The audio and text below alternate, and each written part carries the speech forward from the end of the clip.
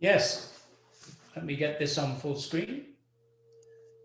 Well, very pleased to be here. My name's Martin Rainsford. I'm Director of PIXL International, and it's an absolute delight to be here at the start of our latest project, in which all of the schools who have links with the Tanzanian Development Trust take time to hear about PIXL and consider joining our network of schools. So my intention this afternoon is to go through a little bit about what PIXL is and how you might get involved if you wish to. So let's get straight into it. PIXL International. PIXL, PIXL, stands for Partners in Excellence. And we're a group of schools who share strategies for how to improve our exam results. And our aims are to hear, first of all, about what PIXL is and why we do what we do, and to celebrate successes of the year, because in your schools, there is a lot to celebrate this year. I will clarify a little bit about the PIXL steps to success, and I hope by the end of this session, you will understand how to build one or two of the PIXL strategies in your schools. So what is PIXL? Partners in Excellence, it's a club for schools. It grew out of schools in London, but we now have more schools involved in Tanzania than we do in the other parts of the world. It shares ideas and celebrates the members' successes. Our aim is to raise achievement for students in national exams. So we help schools to set goals for their exam results and help schools to meet these goals using various strategies and resources which hundreds of schools have tried out, and we've learned from their successes. So how the PIXL Club in Tanzania works, normally when there is no COVID, we come together and we have conferences. But now with the lockdown in the United Kingdom and difficulties in traveling, we're using other means of sharing best practice, such as this today. We work by inspiring and supporting you and your teachers. We share best practice across all schools in Tanzania, and we share resources with teachers to help them in the classroom and celebrate your success. So for example, this morning, I've had 2 Zoom meetings. One was with the Director of Education in Moshi in Kilimanjaro region, where they've had some fantastic results and we've learned how they achieve them. And then later on this morning, I was talking to Morogoro region about how they improved their primary school results so successfully. And all these good ideas are available to every school that's in the network. So why do we do this? Well, PIXL Club is run by head teachers, for head teachers, and so we all believe in a better future and brighter hope for the young people in our schools. We hold what Nelson Mandela said close to our hearts, that education's the most powerful weapon which you can use to change the world. By empowering our young people, we enable them to create the better world we all wish to live in. But we always start our conferences with looking at what have been the successes of the schools within our network. And although the TDT linked schools are new to the PIXL network, some schools have a past history with us, but many are new to us. There is much to celebrate about what you have achieved for your schools already. So at the moment, we're talking about 16 schools, and Janet says there are more to come. These are ranged in 7 different regions of Tanzania. And I've had a look through the NETCA website, which is an excellent base for all the results, to look at your CSEE and Form 2 national assessments to see if there's anything worth celebrating. And my goodness, there is. If you put the results of all of those 16 schools together, the overall pass rate in CSEE has improved from 78% to 87% in 1 year. That is a huge jump. Imagine what might be possible next year. There are some schools who already have a pass rate of over 95%. Forgive me for my pronunciations, I'm sure I will get them wrong, but Gamba has 97% pass rate, which is a marvelous achievement. And so there are some schools who always are near 100% pass rate, but there are others who've had to work very hard to get there. So we celebrate all of those schools whose pass rates have improved by 10% or more in the last year. Look at the leap in Zambia from 67% to 91% pass rate in 1 year. That is a marvelous improvement. And in Rubale, 75 to 94. In Manyoni, 76 to 93. In Kilimatinde, 76 to 93. Ikondo, 68 to 83. Tunamkumbuka, 64 to 78. Kiabakari, 75 to 86. And Masakelo, 83 to 94. Hongera Sana would be the correct way to describe all of those schools. Many congratulations to them.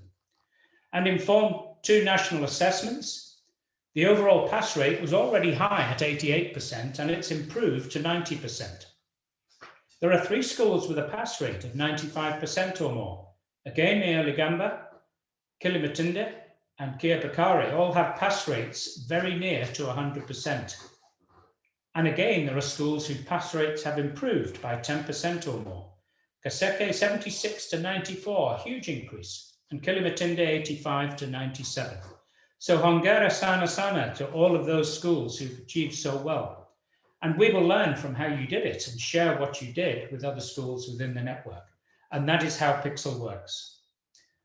So we will take a pause there before I go on to my next slides, but we can now take time if there are any questions about what PIXL is or about how schools have achieved so much in such a short time.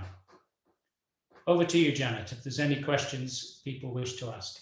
Thank you so much, Martin. That was fantastic. If anyone has any questions, either type them in the chat here or unmute yourself and ask. So I can see that we've got Grayson. I'm not sure which school you're from.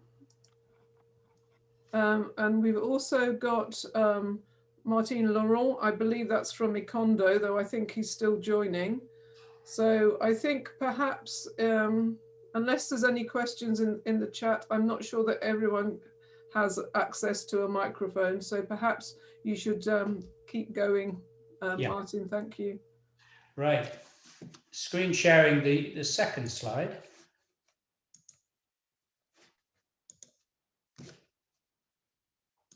Is that visible? All can see? Yes, thank you. So PIXL International. We've found over the course of 10 years now working with schools that there are various steps to success for those schools who want to really improve their results. The first is to set your goals. Step 1, dream big. Where do you want your school to be? How do you want your results to look like in the years ahead? That is the area of focus for us today. We're going to be looking at step 1.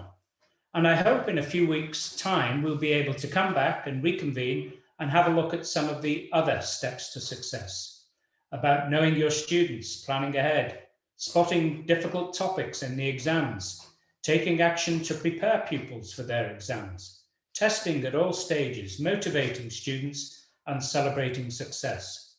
And if we build those into our working patterns within a school, we know that the school's results will improve. But let's talk about dreaming big, talk about goals. What are your important goals for your school? That is the question we're asking now. Imagine using the analogy of a mountain climber. I'm sure you will recognize that peak, the tallest peak in Africa. There's only a little snow on the top there. There's probably no snow outside my back door today, where it's snowing in England. But to climb Mount Kilimanjaro is not something you can just leave your room and go and do without serious planning. The air at the top of Kilimanjaro is very thin, and there are many people who start the journey who have to turn back because of altitude sickness or of poor planning. So that is a metaphor for our journey, how we can improve our school's results to the extent that it would be equivalent to getting to the top of Mount Kilimanjaro. There's the waypoint on the way. To get there, you've done pretty well. But we are here now at the base camp.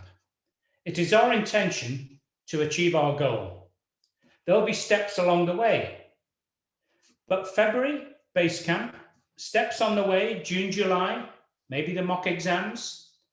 Our summit and our goal is that in the primary exams in September and the secondary exams in October, November, the pupils get their best results. And we're on that journey starting today. What areas of success are there for schools?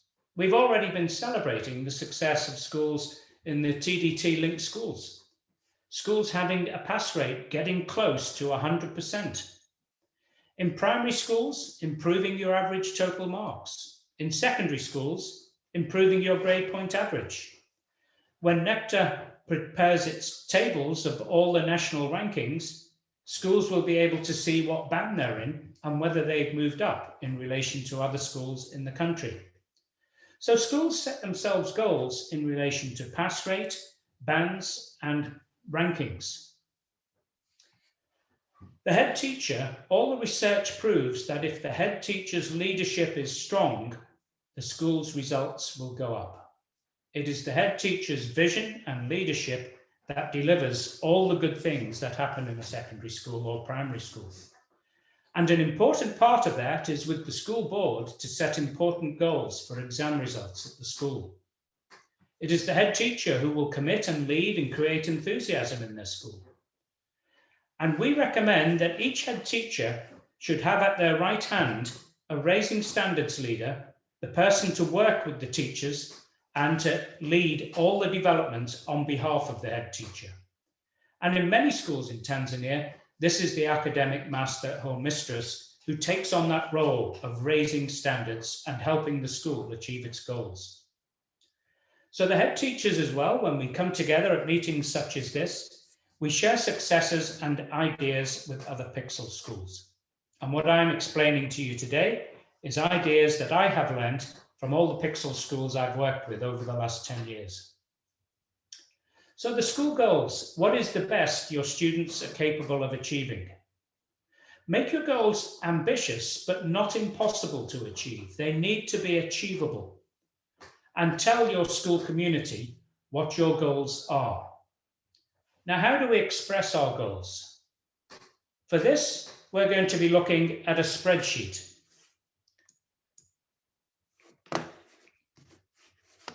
Is that visible? Can you see in rough detail what is on this screen? Janet, can you see that? Yes, but it's not a spreadsheet. All right, sharing is paused. Let me stop share and reshare with the spreadsheet in front of it.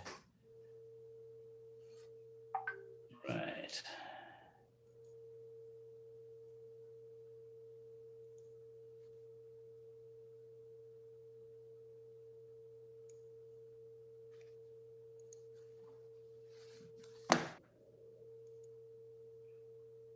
Yep. Just reassessing the screen so we get the right one.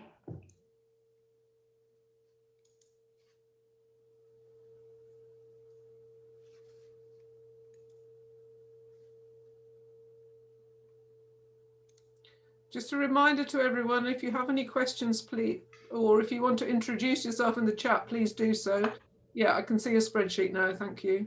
Right, so this spreadsheet is the results in CSEE and in FTNA for all the 16 schools at present linked to this project. And this data is all from the Nectar website. So you can see the 2019 results for CSEE and for FTNA. And here the 2020 results for CSEE and FTNA. And here's a blank form for us to fill in goals, for the schools to fill in goals for the year ahead. So let's just see what's expressed here. So Ikondo in 2019 had a pass rate of 67%. And a pass rate of just divisions 1, 2, and 3 of 14%. By 2020, Ikondo's pass rate had gone up to 83%, 82.9, and its pass rate at the higher divisions had gone up to 20%. So, Ikondo School, what kind of pass rates would they consider for the year ahead? That is a task for the school leaders to do, and to consider how many division 1, 2, 3 I would like to have, and how few of division 0 and division 4. Thank And the you. same for Sorry, Form. Martin, I think we have headmaster from Ikondo here. Ah, jolly good. Well, can I congratulate the head teacher for the wonderful improvement in the pass rate?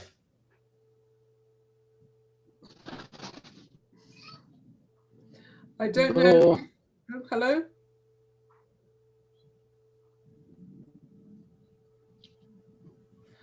Oh, Hello, that is a wonderful improvement from 67 to 82% in pass rate. How did you do it, sir? That is a wonderful achievement. What did you do?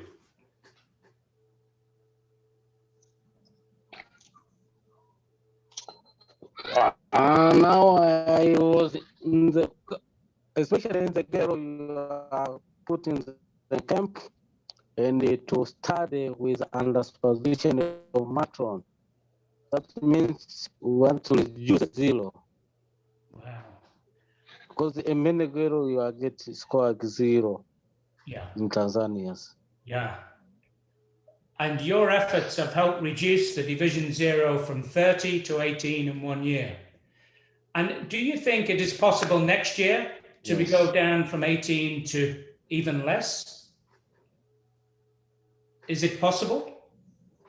Yes. Now it is possible. Now I start the camp because last year we started the camp in about in August, but now we start in February. I think the zero will reduce more. Yeah. Well, sorry, this you mean yes. Starting the girls sleeping in the classroom that we've just helped. camp. That's the camp. Now we start from today. You start from today. Oh, wonderful! Thank Yes. you. Wonderful. Well, thank you, Yes, we sir. start today. Hongera sana. Yeah. Okay, thanks. And what we ask schools who join the PIXL network is if you can set some goals for yourself, that we can help you achieve those goals during the course of the year. Now, if any school is able to tell me how many pupils there are in Form 4 and how many pupils there are in Form 2, we can suggest some goals for you that you can change if you wish. So I'll be asking Janet and Robert if any school wishes to tell me how many pupils are in Form 4 in your school and how many are in Form 2. We can use this information to suggest for you, and then you can change those so that you make them your own. Is that something that is possible? It is possible to tell me those numbers later in this month? Janet, would you and Robert be able to collect those figures? Yes, absolutely. Good. Because if you're able to tell me how many pupils there are in total in your year group, I can give you some draft goals for each of those divisions. And then I can also send you a spreadsheet. I'm going to stop sharing this screen and call up the other spreadsheet so that I can explain what this spreadsheet does. Can you see a spreadsheet with yellow on it now? Yes. Good. Well, that is a spreadsheet. This is a spreadsheet of the grades you need to get if you're going to get Division 1, 2, 3, or 4. They're slightly higher than the grades you need to get those divisions in case you make a mistake in one of your subjects. But for Division 1, you need 1, 2, 3, 4, 5, 6 Bs and a C. For Division 4, you only need 2 Ds. We're going for 4 just to make sure it doesn't fail. But I can send a spreadsheet that schools can say, right, we want to have 5 students getting Division 1. You'd be able to put their names on there and decide which are their strongest subjects and help them to achieve them. So what PIXL does is it shares ideas and resources. We've got spreadsheets, we've got an app, we've got lots of the past papers and answers that schools can make use of when they become part of the PIXL partnership. And there are no costs involved in this. We're a charity and we're funded to to share our ideas. All you need to do if you wish to become a member is to let us know how many students you have in Form 4 and Form 2, and then we send you some draft goals, and then you can change them and make them your own. Now, that is the first step of the PIXL process, setting your goals. It will be good to come back in weeks ahead to look at the other steps where we talk about the leadership of development with the Raising Standards leader, how we track pupils' progress, how we use their mock exams to learn from it, and how we prepare pupils for their final exams. But that's for the future. It just remains for me to say I'm happy to answer any questions, but it's great to be part of this project on its first day and setting ourselves goals for the future that will really benefit the children in our schools. So thank you for listening. And any questions, very welcome. Thank you so much, Martin. So there's a question from Steve about, do you intervene on teaching and learning methodologies? If there's any other questions, please write them in the chat or unmute yourself and speak them. Yes, we as an organisation do not directly tell schools how to run their classrooms or their schools. We share ideas. It's a bit like a menu going into a restaurant of here's some ideas other schools have used to help improve their results.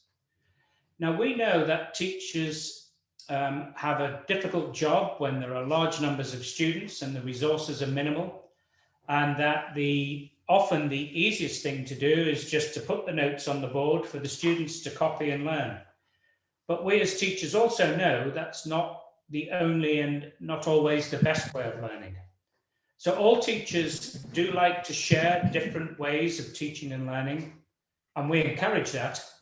But it's for the head teacher of the school and the teacher in there to decide how they best go about their jobs in their local context.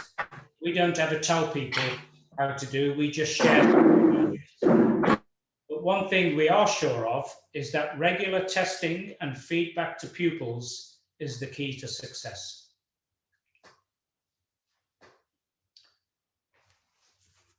Are there any other questions? Martin? Yeah. I'm not a teacher or a headmaster or an MCool, which is the same thing. But I work with a lot of schools, and we select students from schools for scholarships in the Newala district. Yeah. I think they would be very, very helped by this if they have a means of getting into it and good internet, which is sometimes a problem. So is there a restriction or a limit to the number of schools that can sign up if they are interested? There isn't a restriction. What Janet and I were talking about prior to this is that if there are schools who have a link with the Tanzania Development Trust, then we would be happy to include them in the project. In all of our other projects, we work with the local education office, and that is a very good means of tying in the schools and PIXL and the education office into the same discussion. So wherever possible, it's great to go through the district or regional education office to share these ideas, because that then includes the ward education officers whom we train in some regions and include them in the process. So any school's welcome, and in the future where the district education or the regional education officer involved, that makes the project go even better. Right. Yeah, these schools don't have even a strong link to me or to us in Gemini. Right. We don't meet much more than once or twice a year. So yeah. I think as far as TDT is concerned, I mean, we really want to support education as widely as possible. So in terms of people joining the WhatsApp group and so on, I think we don't have a problem with that. We just want to share good practice. Yeah. Yeah, so maybe I can collect phone numbers and share. Yes, absolutely. Or I can make you an admin of the group and you can add them directly. So there's a question from Steve about, oh, sorry, we've had that one from David about what technologies do you expect head teachers to have to take part? The bottom line is pen and pencil, and anything upwards from that is acceptable. We are a network where we share ideas. We're not technology driven. Technology can help, but we're more concerned with the ideas and strong leadership taking root. And basically our process is for the school to set goals and then to say, well, what will that mean for the students in my exam year group? So if the school goals are for a class of Form 4 students, for 5 of them to get Division 1, which are the 5 pupils that we're going to support and encourage to get Division 1? Which pupils are at risk of getting Division 0? What can we do to support them? How can we get Division 4 pupils up into Division 3? So it's all about knowing in detail what our students are capable of doing and helping them raise their sights higher. The technologies that we use that we've found very useful in schools are ideally a laptop and a projector.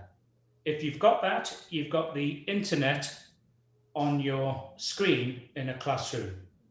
But I know very few schools have access to a projector. Many will have a laptop in the school office, or some teachers will. But if anyone ever asked me, what would your priority be for a school? Would it be to build a room full of computers?